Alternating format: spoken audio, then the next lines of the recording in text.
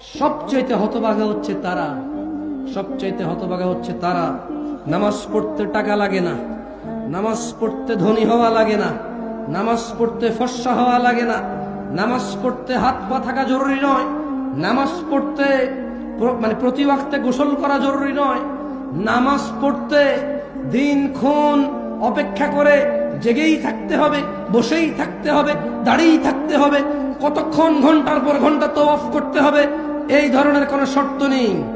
মহিলা পুরুষের আলাদা বিধান নেই, ধনী দরিদ্রের আলাদা বিধান নেই।